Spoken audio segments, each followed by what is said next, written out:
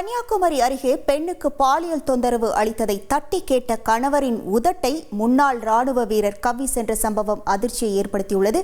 இது தொடர்பான முழு விவரங்களோடு இணைகிறார் நமது செய்தியாளர் ராஜேந்திர பிரசாத்.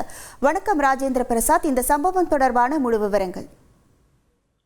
வணக்கம். அதாவது குமரி மாவட்டம் புதுக்கடை அடுத்த வேங்கோடு பகுதியை சேர்ந்தவர் லாரன்ஸ். இவர் வெளிநாட்டில் கொத்தனார் வேலை செய்து வரக்கூடிய சூழ்நிலையில் அவருடைய மனைவி மற்றும் பிள்ளைகள் வேங்கோடு பகுதியில் உள்ள வீட்டில் வசித்து வருகின்றனர். இந்த நிலையில் இவர்களது வீடுக்கு முன்னாள் ராணுவ வீரர் ராபர்ட் என்பவர் புதிதாக இடம் வாங்கி வீடு வைத்து வசித்து வருகிறார். மேலும் வீடோடு சேர்த்து ஒரு பலசரக்கு கடையும் நடத்தி வருகிறார். இவருடைய வீட்டில் இருந்து லாரன்ஸின் மனைவி வெளியே சென்று வரும்போதெல்லாம் ராபர்ட் அவரை வழிமறைத்து தடுத்து நிறுத்துவதும், அதே போன்று ஆபாசமாக பேசுவதும், ஆபாசமாக நடந்து கொள்வதும் போன்ற செய்திகள் ஈடுபட்டு வந்துள்ளார். இதனை அவருடைய லாரன்ஸின் மனைவி மற்றும் உறவினர்களிடம் தெரிவித்து அவரை கண்டித்த போதும் அதனை நிறுத்தாமல் தொடர்ச்சியாக செய்து வந்த நிலையில் கடந்த 3 வாரங்களுக்கு முன்னதாக லாரன்ஸ் வெளிநாட்டில் இருந்து வந்துள்ளார்.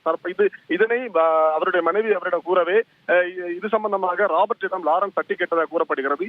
இந்த நிலையில் இன்று காலை லாரன்ஸ் வீட்டிலிருந்து தனது ஸ்கூட்டியில் வெளியே செல்வதற்காக சென்றபோது மறைந்திருந்த ராபர்ட் இரும்பு கம்பியால் லாரன்ஸை தாக்கிவிட்டு அவரது உதட்டை கீழே தள்ளிவிட்டு அவரது உதட்டை கடித்து கவ்வி எடுத்து சென்றுள்ளார். இதில் படுகாயமடைந்த லாரன்ஸ் அவரது மனைவி அருகில் உள்ள தனியார் மருத்துவமனையில் அனுமதித்து சிகிச்சை பெற்று வரக்கூடிய சூழ்நிலையில் அங்கிருந்து ராபர்ட் தப்பி ஓடிய விவகாரம் பெரும் பரபரப்பை ஏற்படுத்தியுள்ளது. மேலும் இது சம்பந்தமாக லாரன்ஸின் மனைவி புதுக்கடை காவல் நிலையத்தில் புகார் அளித்துள்ளார். புகாரின் பேரில் போலீசார் தப்பியோடிய ராபர்ட்டை தேடி வருகின்றனர். இந்த சம்பவம் குமரி மாவட்டத்தில் ஒரு பெரும் பரபரப்பை ஏற்படுத்தி இருப்பது குறிப்பிடத்தக்கது.